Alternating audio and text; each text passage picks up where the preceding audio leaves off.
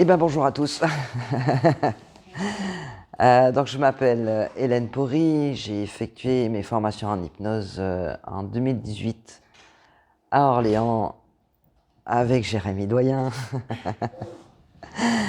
Et j'ai ouvert ensuite mon cabinet à La Bruyère, une petite ville dans le Tarn, qui est à 10 minutes de Castres, pour ceux qui connaissent. Je me suis spécialisé dans l'accompagnement de la douleur, tout simplement parce que l'auto-hypnose et l'hypnose m'ont aidé à me soulager de douleurs qui étaient liées à une fibromyalgie qui a été déclarée en 2010. Alors à cette époque-là, les médecins n'avaient pas grand-chose à me proposer. Sinon, des anxiolytiques, des antidépresseurs, des relaxants musculaires, et ça servait strictement à rien.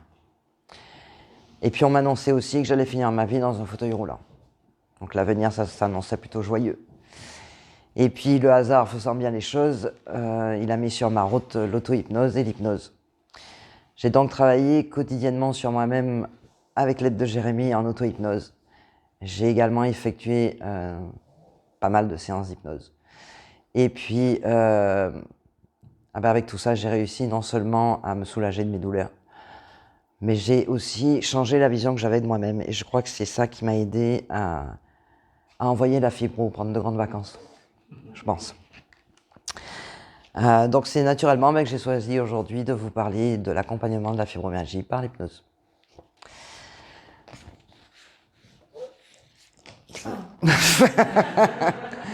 Tu peux passer au suivant. Donc la fibromyalgie, qu'est-ce que c'est? Tu peux mettre celle d'après. Donc l'étymologie de fibromyalgie, c'est fibro, ce sont les tissus fibreux, les tendons, les ligaments. Myo, ce sont les muscles, et algie, la douleur. Donc ça résume assez bien ce que ça représente. En fait, c'est une affection chronique qui se caractérise par des douleurs diffuses, mais également, pour certaines personnes, des brûlures de la tête aux pieds. Et elle est accompagnée d'une fatigue intense qui peut aller vraiment jusqu'à l'épuisement. Les gens se lèvent plus fatigués qu'avant de se coucher. Alors, je vais vous parler des différents symptômes par la suite, mais pour l'instant, je vais vous faire un peu d'histoire sur la fibro. Attends, il ne voit rien. Alors, la fibro est apparue, a été découverte en 1800. On appelait ça un rhumatisme musculaire. Mais l'ensemble de ces symptômes était plutôt considéré comme une neurasthénie, c'est-à-dire une névrose. Et donc, les gens n'étaient pas plus avancés pour autant. Entre 1900 et 1970, on a parlé de fibrosite. Mais là encore, il n'y avait aucune preuve d'inflammation.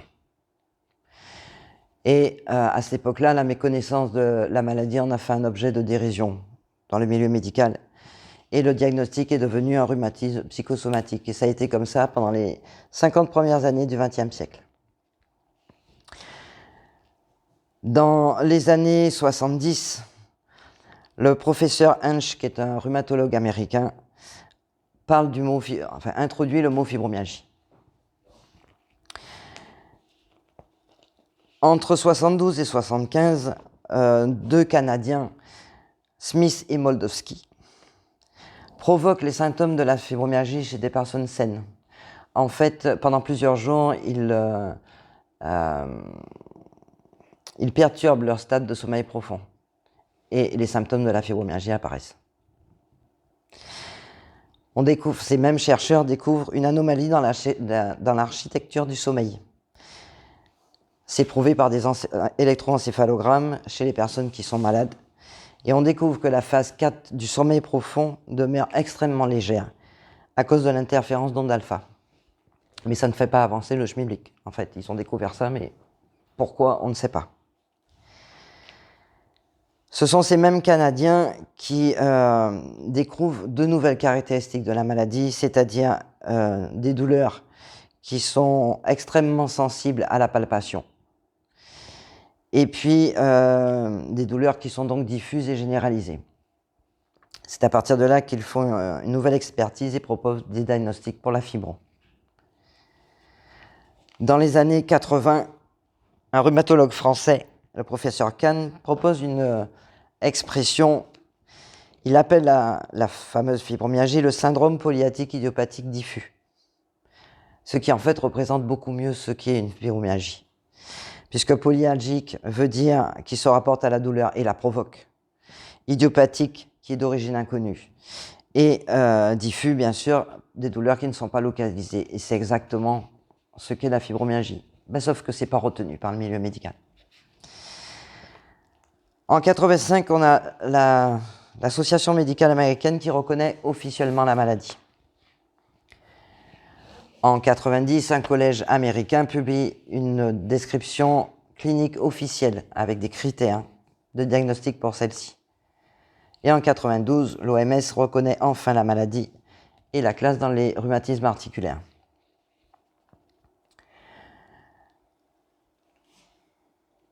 En 2013, la fibromyalgie apparaît finalement comme une entité sans cause connue. Du coup, ce n'est pas une maladie, mais c'est un syndrome. Tu peux passer à la suivante. Alors, comme vous pouvez remarquer sur cette carte un peu floue, il y a beaucoup de disparités dans la répartition de la fibromyalgie dans le monde. En effet, vous pouvez constater que les pays occidentaux sont particulièrement touchés, alors que dans les pays du tiers-monde, c'est plutôt anecdotique. Là encore, il n'y a pas vraiment d'explication là-dessus. En tout cas, officielle. Après, on peut en déduire ce qu'on veut, mais bon. Tu peux passer. Alors, les causes et les diagnostics. Comme vous l'aurez compris, les causes de ce syndrome sont totalement inconnues jusqu'à aujourd'hui. Il existe bien une anomalie à la réponse de la douleur, qui est augmentée. Il y a aussi une sensibilisation du système nerveux central, qui est prouvée par les IRM. Mais on ne sait pas si cette sensibilisation en est la cause ou la conséquence. Alors, selon un sondage de l'association française Fibromyalgie SOS, pour 72,6% des personnes, il y a un élément déclencheur à cette maladie. Ça peut être soit un traumatisme important comme un accident de voiture ou quelque chose comme ça, ou un gros choc psychologique. La fibromyalgie, elle, se manifeste de manière permanente, ou alors sous forme de crise qu'on appelle des poussées.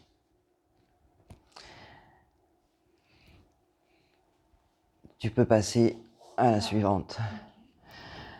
Le diagnostic, lui, se fait par élimination de maladies chroniques. Alors, on fait d'abord des tests pour la CEP, pour la polyarthrite rhumatoïde, la SED, la spondylarthrite ankylosante, la myopathie, la sclérose en plaques, enfin on les passe tous. Et quand il n'y a rien de tout ça, on vous dit c'est une fibromyalgie.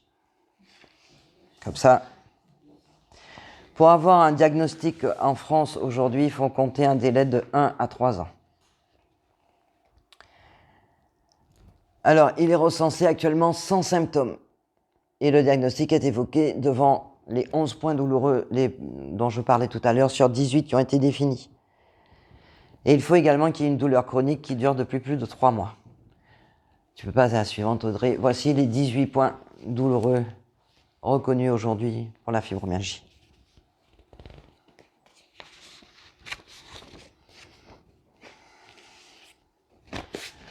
C'est bon. Ouais. Donc les symptômes, on en parlera tout à l'heure. Tu peux passer, Audrey. Donc la douleur est bien le principal symptôme de cette maladie. C'est la plus importante. Les personnes se plaignent d'avoir mal partout et tout le temps.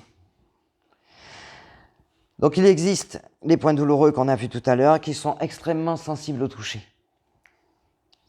Cette douleur, elle peut être sourde ou aiguë, mais elle peut être les deux à la fois aussi. Elle peut également passer d'un type de douleur à l'autre et se généraliser ensuite chez la même personne.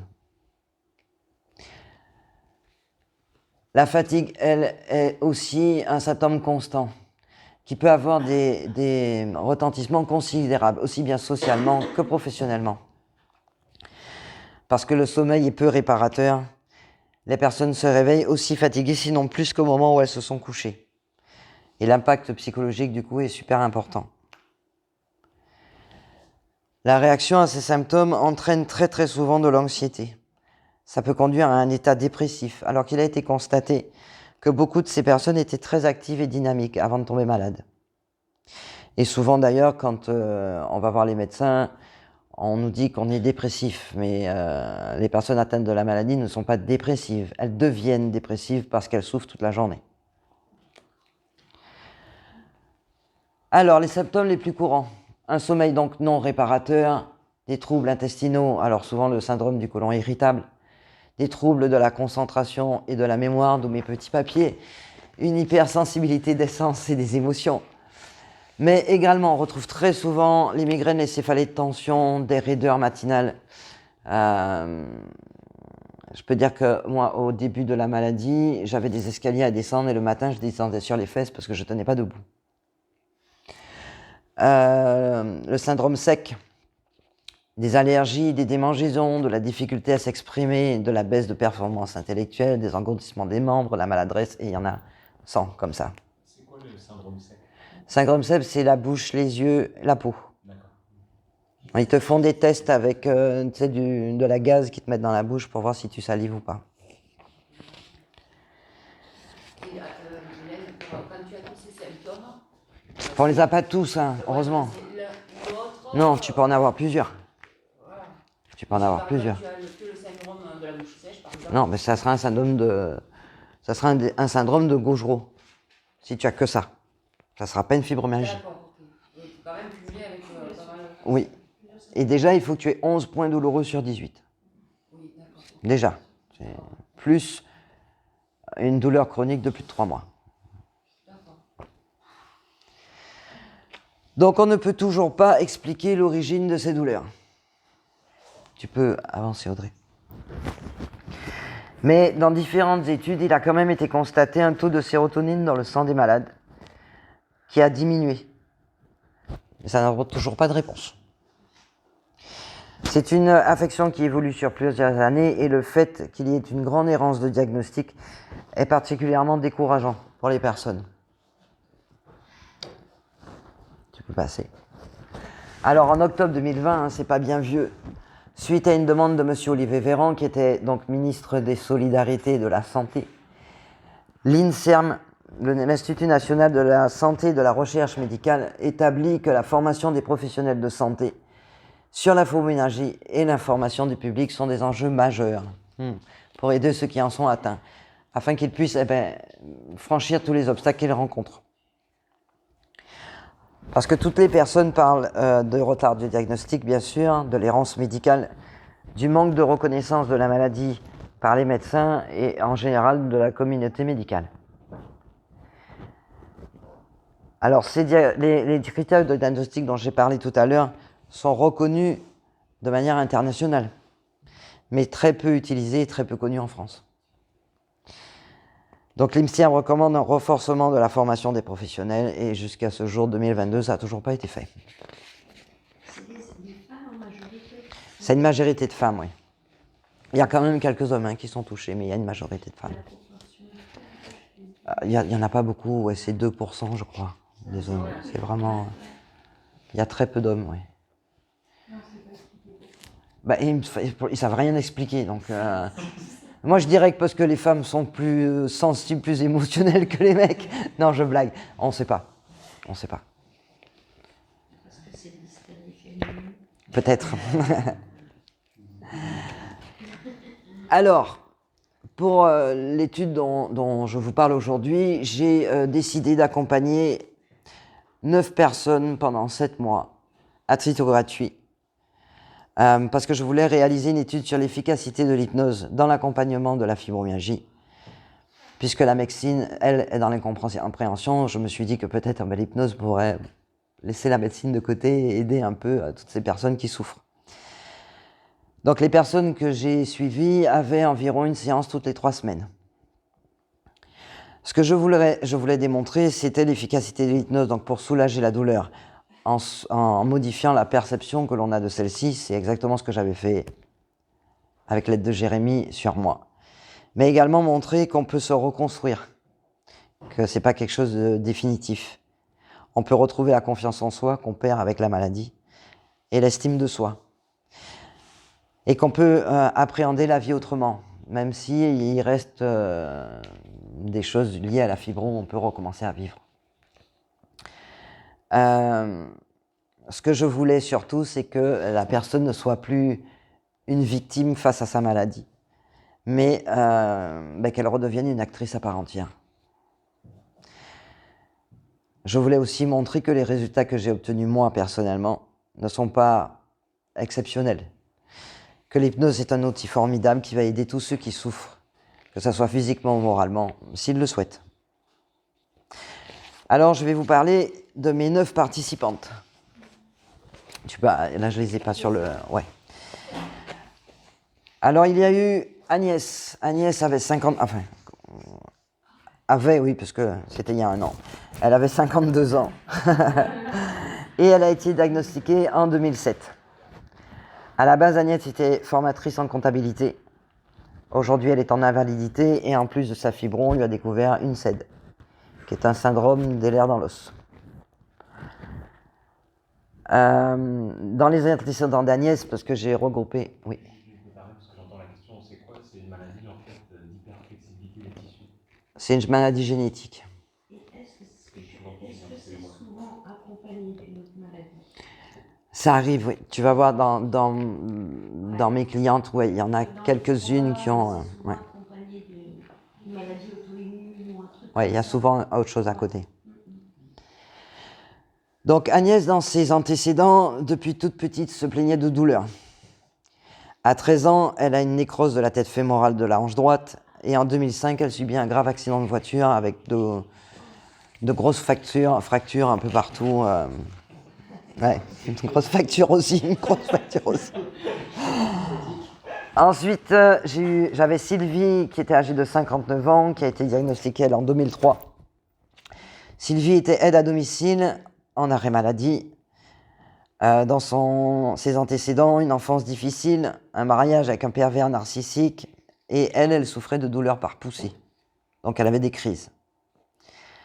Sandrine, âgée de 51 ans, diagnostiquée en 2012, caissière en arrêt maladie. 2009, un gros choc émotionnel avec le décès de sa grand-mère. 2010, une opération de la main qui a donné une algodystrophie, qu'on a traitée en même temps d'ailleurs. Et en 2011, elle a subi des deuils à répétition. Aurélie, 44 ans, diagnostiquée en 2016, formatrice sans emploi, antécédent, relation difficile avec sa mère jusqu'à l'âge de 20 ans, 17 ans, une agression sexuelle, 2 mariages avec un pervers narcissique violent et en 2010, un accident de voiture. Un peu. Pascal, 56 ans, diagnostiquée en 2005, agricultrice. Alors, je ne vais pas vous citer tout ce qui est arrivé à Pascal, parce que alors, elle, c'est du délire complet. Elle a eu des crises d'épilepsie, elle a eu une tympanoplastie. À 28 ans, elle a eu une infection de l'oreille. Elle a été paralysée de tout son visage. Il a fallu 2 ans de soins, plus des opérations. Et là, gros choc émotionnel, parce que le médecin, avant de l'opérer, lui dit « De toute façon, vous ne vous en sortirez pas ». Elle avait 28 ans. Elle avait donc 28 ans. À 30 ans, elle a une néphrite du rein. À 21 ans, une maladie de Still, qui est un syndrome de Wissel-Fanconi. Alors ça, c'est en 2021. Pendant qu'on travaillait sur le protocole de fibromyalgie, on lui déclare la maladie de Still. Elle a des nodules au poumon et une déficience des reins et du foie. Voilà. Elle continue à travailler. Hein. Autant les autres sont en arrêt, elle, agricultrice, elle bossait toujours. Fabienne, 47 ans, diagnostiquée en 2020, aide ménagère à mi-temps. Elle faisait une formation pour l'accompagnement des personnes âgées. En 99, elle a eu un grave accident de voiture avec de multiples fractures. Elle a perdu la mémoire pendant 10 jours. En 2014, un divorce difficile. 2017, le décès de son père. En 2018, nouvel accident, mais de travail cette fois. Et elle a eu une errance médicale de 3 ans et la sensation d'avoir les os qui cassent. Et la dernière, pour finir, Gaoli, 24 ans, sans emploi. À 12 ans, elle est renversée par une voiture. Elle a subi une éducation très stricte. C'était une éducation Hmong qu'elle a vécue, elle, comme une injustice. À 13 ans, elle a commencé à avoir des douleurs avec des malaises fréquents. Sa famille ne la croyait pas et la traitait de menteuse. Et en 2013, elle perd un bébé d'une mort subite du nourrisson. Donc, quand on fait le, le parallèle entre tous ces profils, on rend compte qu'il y a beaucoup de traumas, beaucoup d'émotionnel. Et donc, j'ai décidé d'accompagner ces personnes-là sur 2 axes principaux. D'abord, la douleur, parce que c'est la demande principale. Et puis ensuite, sur la gestion des émotions et des traumas. Alors, tu peux avancer, Audrey. Donc, l'efficacité de l'hypnose. Et là, je peux poser une question. Oui, bien sûr. Tu n'as pas choisi ces 9 personnes parce qu'elles avaient tous ces traumas. Ah non, du tout. Tu as pris au hasard 9 personnes qui avaient... Voilà, j'ai passé une petite annonce auprès de mon médecin, auprès de mon kiné, auprès de machin, et ils m'ont envoyé des personnes atteintes, voilà. Et le hasard fait qu'elles ont toutes eu des traumas. C'est ça. Mais si je prends toutes les personnes que j'accompagne aussi en cabinet, parce que j'en ai pas mal, on retrouve toujours des traumas, des accidents, à chaque fois. Et là, on retrouve même le chiffre de l'étude de l'INSERM de 72%. Ouais, de fibromyalgie SOS. Moi, pareil, toutes les personnes que j'ai vues atteintes de fibromyalgie. C'est impressionnant. Ouais. Il y a eu des trucs assez à chaque fois. Et si je me rajoute dans le lot, je retrouve les traumas aussi. Hein. Je vous rassure, ils y sont. Et moi, ma fibrose s'est déclarée à un truc tout bête, hein, avec une chute et une double entorse. Et c'est à partir de là que ça a démarré. Donc les personnes qui viennent au cabinet peuvent venir simplement pour vous demander une aide pour la douleur. Ça arrive. Mais il y en a qui viennent aussi pour la maladie, dans sa globalité. Donc il faut faire un travail sur la douleur, mais également un travail sur la gestion des émotions et des traumas. Donc on a commencé par la douleur.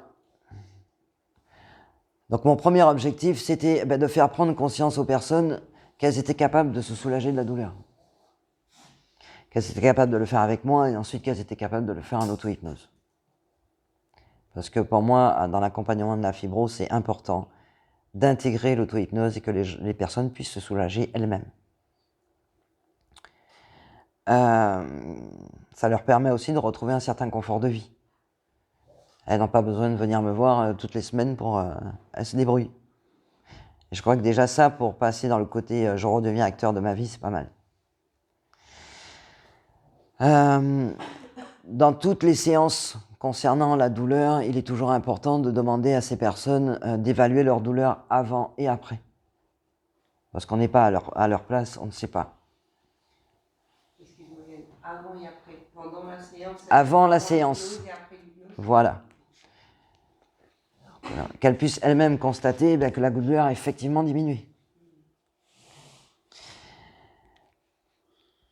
Donc, en fonction des anamnèses que je faisais, j'ai utilisé différents protocoles. Le premier protocole, passe à la suivante, Audrey. C'était la salle de contrôle. Donc là, vous voyez avant, après. Donc l'objectif de la salle de contrôle, c'est de changer l'intensité de la douleur.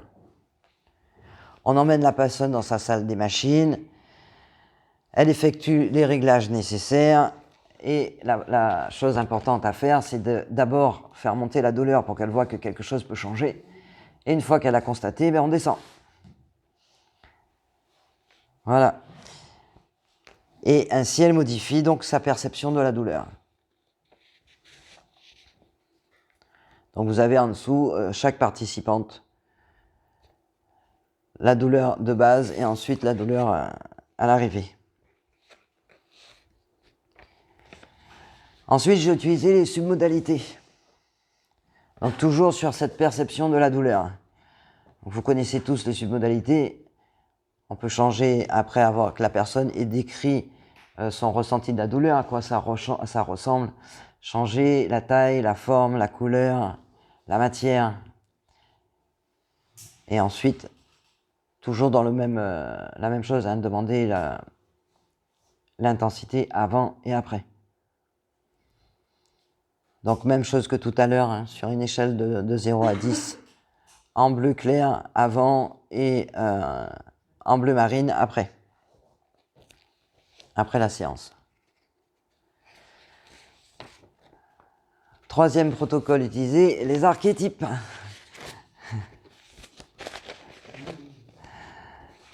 Donc les archétypes, il y en a beaucoup qui connaissent ici.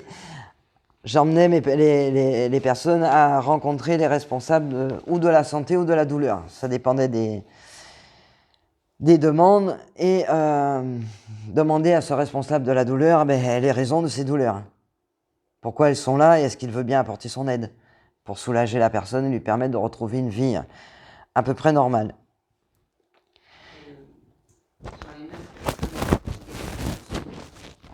Non, chaque fois ça a été différent. Ouais.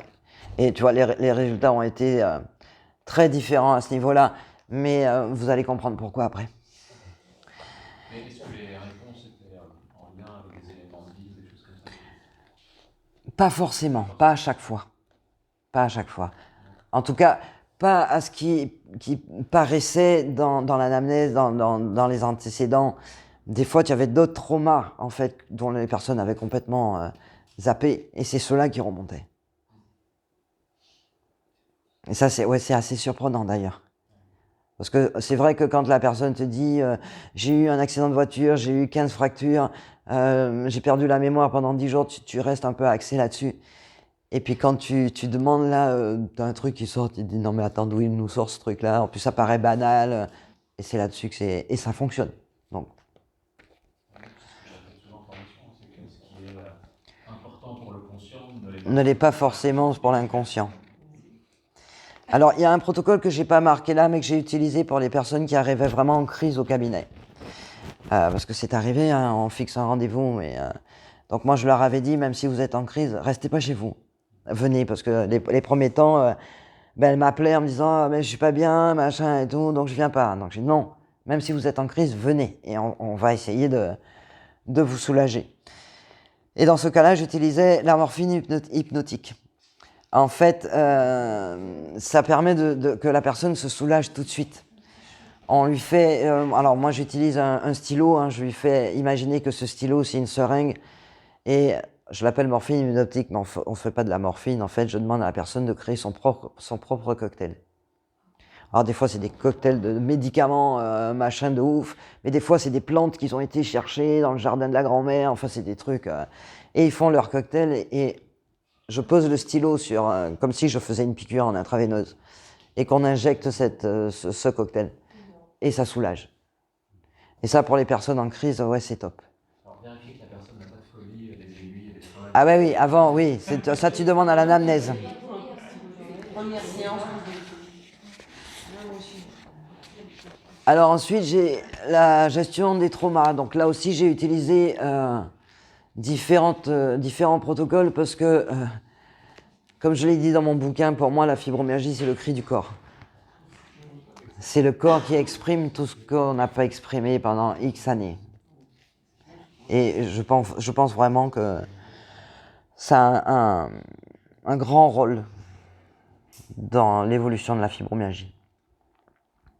Donc j'ai utilisé le pont émotionnel. Merci Geoffrey. Donc c'est aller retrouver les souvenirs sources d'un problème que la personne vous a expliqué. Focaliser son attention sur cette émotion, la faire remonter, et puis laisser l'inconscient faire le reste et vous amener jusqu'au moment source, jusqu'à l'origine. J'ai également utilisé la rupture des liens du passé, merci Jérémy. Donc ça c'est libérer la personne de toutes ces choses qui l'empêchent d'avancer dans sa vie, de couper définitivement tous ces liens. La régression et la réécriture de vie, moi, c'est quelque chose que j'aime beaucoup. Je disais que j'aurais été très malheureuse au Canada, en fait. Ouais. Donc, faire une régression en âge et retrouver des événements traumatiques et pouvoir lui proposer de réécrire l'histoire pour que ça devienne plus facile, plus confortable pour elle. Encore un protocole à Geoffrey que j'ai beaucoup utilisé, c'est le grand livre de l'identité. Ça, c'est pour retrouver la confiance en soi et faire comprendre à la personne que des fois, elle a eu des réactions qui lui paraissent aujourd'hui stupides, etc., mais que c'était la seule qu'elle avait à ce moment-là. Et je crois que ça, c'est vraiment important. Il y a beaucoup de gens qui sont pleins de culpabilité, en disant « j'aurais pu avoir fait comme ci, j'aurais pu avoir fait comme ça », mais c'est toujours très facile après de dire « j'aurais pu avoir fait ». On fait avec ce qu'on a. Toujours pour la confiance en soi et l'estime de soi, la puissance du tigre. Ça, c'est magique. Pour ceux qui ne connaissent pas, c'est un protocole à Jérémie. Enfin, c'est toi qui m'as appris.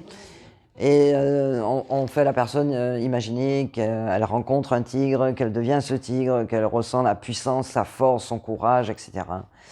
Et qu'elle peut imaginer, quand elle est cet animal, en bas d'une falaise, tout ce qui est négatif pour elle, tout ce qui l'empêche d'avancer, elle pousse un rugissement mais phénoménal et elle regarde ce qui se passe en dessous. Et c'est quelque chose qui est très sympa à faire et qui est très sympa à vivre aussi, j'avoue. Moi, j'ai vu faire ça dans un cirque romain, avec une armée de guitares électriques, des éclairs dans le ciel, etc. Et un décor de fou. et qu'elle joue comme si c'était une souris avec les gens qui l'ont fait chier dans la vie. Alors moi, je les fais se balader dans la jungle. En général, je les fais arriver, tu sais, au bord d'un... Tu as un bassin où tu as un tigre qui est en train de se désaltérer, et là, elle s'approche du tigre. Enfin, je fais tout un machin autour, mais c'est vrai que j'aime beaucoup parce que les gens adorent. C'est un protocole. Et tu vois vraiment les gens réagir pendant la séance, quoi. Tu les vois, ils se grandissent, ils deviennent forts. Enfin, c'est chouette. En fait, tu leur fais un animal de pouvoir, mais en te basant spécifiquement sur le tigre. Ouais. Et puis, le conseil des experts. Alors, le conseil des experts, c'est quelque chose que j'ai beaucoup utilisé, moi, en auto-hypnose. Ça permet de mettre des solutions en place facilement. Parce qu'on va simplement demander l'aide d'experts pour trouver une solution pour un problème en particulier.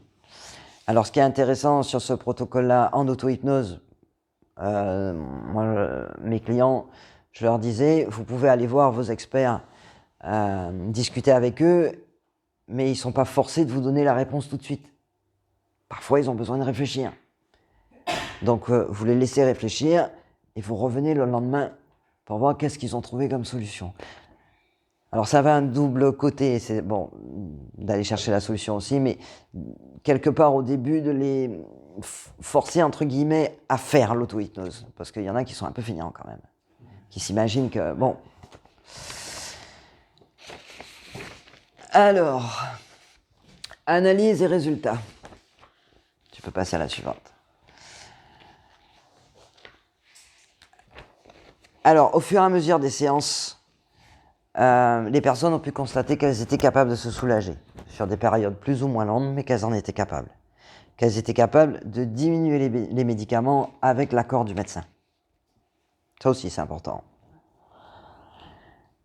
Au fur et à mesure des protocoles, pour la plupart d'entre elles, elles me disaient se sentir plus légères, plus détendues. Et elles se libéraient des émotions négatives qui souvent donc étaient liées à un passé douloureux, on a pu le voir. J'ai pu constater que la réussite d'un accompagnement en hypnose est liée tout d'abord à la confiance qu'il y a entre le thérapeute et son client. C'est vraiment... je crois que c'est la première chose, quoi. S'il n'y a pas ça, ça ne marche pas. Chaque personne est différente. Et le rôle de l'accompagnant, c'est d'abord de s'adapter à chaque personnalité, tout en conservant à l'esprit qu'on n'est pas des sauveurs. Parce que ça aussi, au début, ça m'a un peu titillé quand même. Donc à chaque séance, mes clientes ont eu un nouveau protocole. Et je leur ai enseigné comment pouvoir le faire ensuite en auto-hypnose. Pour moi, c'était super important qu'elles puissent refaire chaque protocole et puis choisir ce qui leur convenait le mieux. Et je continue d'ailleurs avec tous les clients qui viennent avec la fibromyalgie au cabinet à leur enseigner l'auto-hypnose. Selon les retours que j'ai eus, pour les plus motivés, l'auto-hypnose a été un outil super efficace et l'est encore. Et il est venu renforcer les séances d'accompagnement qu'on faisait ensemble. Elles ont au fur et à mesure réalisé qu'elles ne subissaient plus la maladie, mais qu'elles redevenaient actrices et reprenaient le contrôle de leur vie. Donc je dirais que les résultats ont été plus que positifs et que beaucoup ont eu une diminution des symptômes de la fibro. Je ne vais pas dire que tout a disparu, ça ne serait pas vrai. Mais elles ont retrouvé pour beaucoup une vie à peu près normale. Ce qui n'a pas fonctionné. Audrey. Alors, malgré mes croyances, l'hypnose n'est pas appropriée à certaines personnes justement par rapport à leurs croyances à elles déjà, à leur manque de motivation. Je peux dire que tous les protocoles ont fonctionné, sauf pour 3 personnes. La première personne, c'est Gaoli. Gaoli, en fait, on n'a fait que 4 séances ensemble. C'est celle qui est d'origine Hmong. Ouais, 24 ans, Hmong. On n'a fait que 4 séances ensemble parce qu'au bout de 4 séances, j'ai décidé d'arrêter l'accompagnement. Gaoli n'avait pas vraiment envie de s'investir dans l'aventure. En fait, elle passait de médecin à médecin, de thérapeute en thérapeute, et elle espérait un miracle. Et la chose qui m'a fait prendre ma décision, c'est qu'en fait, elle avait décidé qu'il n'y avait aucun lien entre le corps et l'esprit. Et ça, là, je ne pouvais plus l'aider. C'était pas possible. Donc, on a discuté ensemble. Je lui ai demandé si l'hypnose l'aidait. Elle m'a dit non. Je lui ai dit, on va arrêter. Elle était OK. Ça s'est très bien passé. On a arrêté notre collaboration. Et puis, voilà. J'ai eu Aurélie. Alors, Aurélie, au départ, était très, très, très motivée. Et rapidement, elle n'a souhaité que je m'occupe que d'elle. Donc, ça... on a recadré. Mais elle devenait vraiment envahissante. Comment est-ce que le manifestait, ça? Elle m'appelait tout le temps. Elle m'envoyait des textos tout le temps. Et comme elle habitait dans la même ville que moi, elle venait frapper à ma porte tout le temps. Mais elle a quand même été jusqu'au bout du protocole. J'ai tenu bon. En recadrant beaucoup. Et je me suis rendu compte qu'au fond, elle tirait un bénéfice de la maladie. En fait, Aurélie, c'est quelqu'un qui aime beaucoup se faire plaindre. Et qu'en faisant ça, elle a des soutiens extérieurs. Donc, si elle n'est plus malade, elle n'a plus ça. Donc, son investissement, petit à petit, il était très très fort. Au début, les premières séances, c'était vraiment... et puis petit à petit... mais on a quand même été au bout. Et puis, j'ai eu Stéphanie. Alors, Stéphanie, c'était un peu compliqué parce que Stéphanie, on lui a déclaré une fibro, mais on ne savait pas si vraiment elle avait une fibro. Et c'était une ancienne collègue de boulot à moi. Et aujourd'hui, on lui a déclaré une narcolepsie. Mais elle a quand même des douleurs, elle a quand même tout ça. Donc, je l'ai accompagnée. Mais elle avait... en fait, le fait d'être déclarée lui permettait de ne pas reprendre un travail qu'elle n'aimait pas. Elle n'a jamais pratiqué l'auto-hypnose. Elle n'a jamais voulu. En fait, elle s'est jamais vraiment investie, mais je dirais que les séances qu'on a fait ensemble a quand même stabilisé sa maladie. Ça n'a pas évolué, ça n'a pas été mieux, mais ça n'a pas évolué. Donc, je dirais que pour que l'hypnose fonctionne, il faut que la personne ait décidé qu'elle veut que les choses changent. Sinon, ça ne marche pas. Qu'elle est prête à s'investir, mais s'investir avec l'auto-hypnose aussi, c'est pas que dans le cabinet. Et j'ai découvert une chose importante, c'est qu'on doit poser un cadre dès le départ, parce que sinon c'est foutu. En expliquant aux gens surtout qu'il n'y a rien de magique, et qu'une fibromyalgie, ça se travaille sur du long terme, ça se fait pas en 2 séances. Alors pour conclure, je me suis adapté à chaque cliente et j'ai conservé mon cadre de travail, en fonction des croyances, du vécu et des attentes de chaque personne. Pendant 7 mois, j'ai évolué. J'ai parfois douté. Mais c'était enrichissant.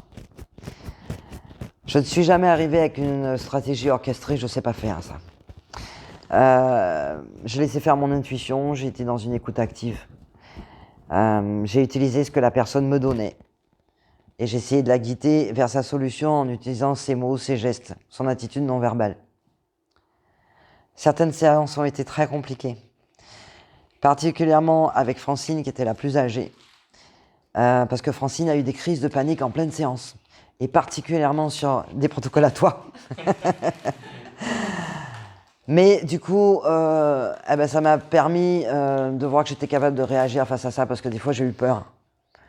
Et en fait, j'ai été très heureuse de la collaboration que j'ai eue avec elle, parce que son évolution a été absolument incroyable.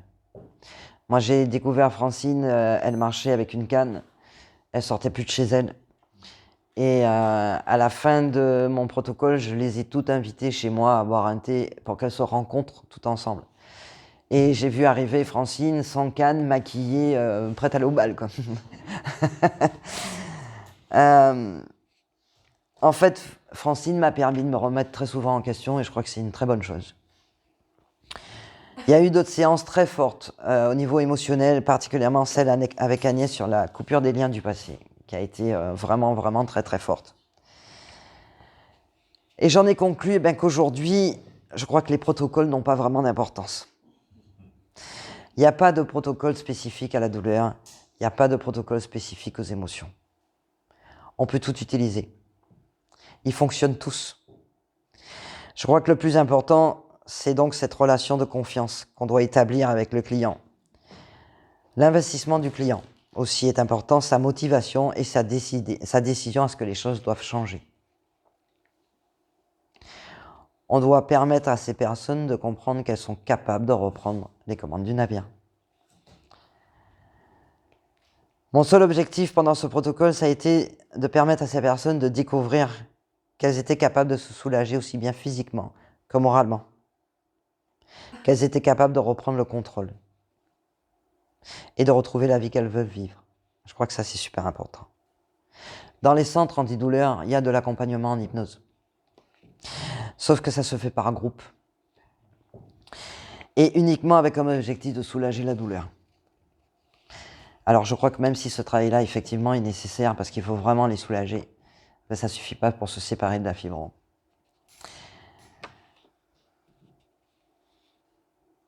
Encore une fois, pour moi, la fibromyalgie n'est que l'expression de toutes les émotions bien cachées tout au fond de nous-mêmes, qui n'ont trouvé que ça pour s'exprimer. Et l'hypnose et l'auto-hypnose ouvrent la porte de la liberté, et ça, j'en suis convaincu à 300%.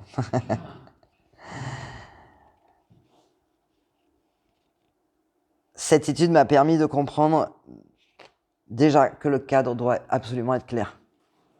C'est vraiment d'une importance capitale. Et j'ai compris aussi que je ne peux pas aider les gens qui ne veulent pas être aidés. Je ne peux pas forcer quelqu'un à aller mieux s'il ne veut pas aller mieux. Mais si la personne veut vraiment s'en sortir, elle pourra briser le cycle de la maladie et retrouver une vie normale. Alors après tout ça, quelques mois plus tard, Agnès, qui est membre de l'association Fibromyalgie SOS, m'a mis en contact avec eux et j'ai pu faire une présentation de l'hypnose dans l'accompagnement de la fibro. Depuis cette présentation, j'accompagne toutes les personnes sur toute la France en visioconférence. J'effectue aussi des ateliers de formation en auto-hypnose et franchement, je m'éclate. Cette étude m'a donc permis de grandir dans ma pratique. Les retours positifs confirment que l'hypnose est un excellent complément pour aider dans cette pathologie, mais également pour toutes les personnes qui souhaitent transformer leur vie. L'hypnose ouvre des portes, offre des possibilités pour trouver des solutions et enfin vivre la vie que l'on a choisie. Et pour terminer, j'ai choisi une phrase de l'infirmière Charline, les infirmières, vous connaissez peut-être, qui dit « Pensez l'impensable, pensez dans le soin, pensez PAN.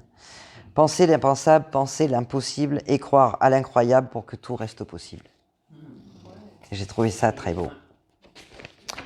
Voilà. Je vous remercie. Merci mes petits papiers. Merci Audrey.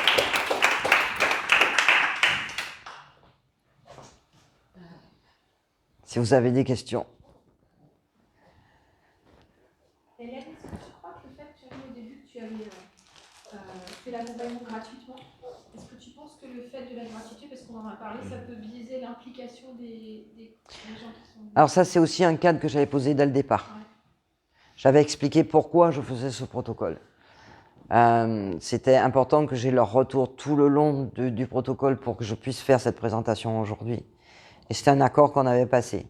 C'était gratuit, mais en échange, elle devait s'investir pour me permettre de faire ensuite ma présentation.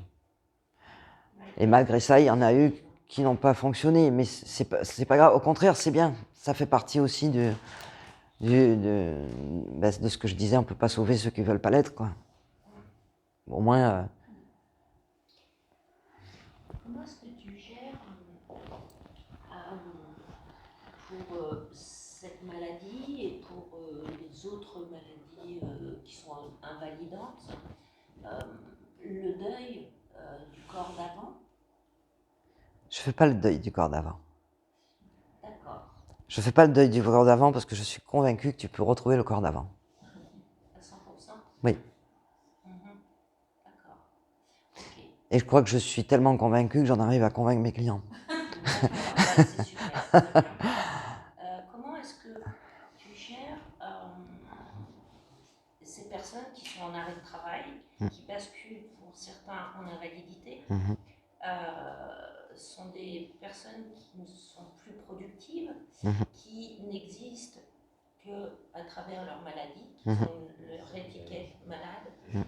Je crois que dans l'accompagnement, c'est déjà, je crois que la première chose à faire, c'est de montrer à ces personnes-là qu'elles ne sont pas la maladie. C'est pas leur identité. Oui, D'accord. Les gens arrivent dans mon cabinet en me disant je suis fibromyalgique. Je dis ah ouais. C'est votre nom. Voilà. Donc déjà, c'est la première chose. Voilà. Et gestion des maladies comme ça. On n'est pas fibromyalgique, on n'est pas cancéreux, on n'est pas parkinsonien. Non, on n'est pas tout ça. Moi, j'ai une cliente qui est arrivée comme ça un jour. Elle arrive, elle me dit je viens parce que je suis fibromyalgique. Je dis c'est ce qui est marqué sur votre carte d'identité. Ah ben dit mais non, je m'appelle. Ah je dis donc vous êtes Madame Machin, vous n'êtes pas Madame Fibromyalgie. Le passage en invalidité, ça peut être un passage assez traumatique. Oui, j'ai eu le cas avec Agnès. Ouais. Agnès, c'est quelque chose qu'elle a très mal vécu. Ouais. Et si tu veux, Agnès en plus, ayant une CED, a été obligée de prendre, pas de façon permanente, mais enfin là chez elle, un fauteuil roulant. Et ça a vraiment été très très très compliqué pour elle. Donc on a fait un gros travail sur l'estime de soi déjà. Parce que toutes ces personnes dans toutes ces maladies-là, comme tu disais, c'est presque un deuil. Mais on n'a pas à faire un deuil, on peut retrouver qui on est. Le travail sur le grand livre de l'identité, etc., permet de retrouver qui on est. Et tu ne peux plus, je vais prendre le cas d'Agnès, tu ne peux plus être comptable. Ok, mais tu peux faire autre chose. Qu'est-ce que tu as envie de faire? Et c'est ce travail qu'on a fait. Et aujourd'hui, Agnès est dans des associations, elle est investie, elle fait plein de choses. Elle n'est plus comptable. Donc, elle a fait son deuil d'avant. Oui, mais on n'a pas fait un travail de deuil, je veux dire. Ouais. Les personnes qui ont besoin de faire ce deuil. On n'a pas fait un travail de deuil. Si je le sens, je le ferai. Hein. Ça peut être une croyance limitante de devoir faire le deuil d'avant. Si la personne m'en parle comme quelque chose qui est mort pour elle, on va peut-être faire un deuil là-dessus. Mais jusqu'à maintenant, j'ai pas eu ça. Donc moi, je travaille beaucoup sur l'estime de soi. Retrouver la confiance en soi, parce que c'est super important. Toutes ces personnes-là qui ne peuvent plus aller travailler, mais c'est ça. Parce qu'elle ne peut plus aller travailler, elle n'a plus confiance en elle. Et ça, ouais, c'est pour ça que je dis que dans les centres antidouleurs, on accompagne sur des douleurs, mais tout le reste, on en fait quoi? Parce que tout le reste entretient la maladie, en fait.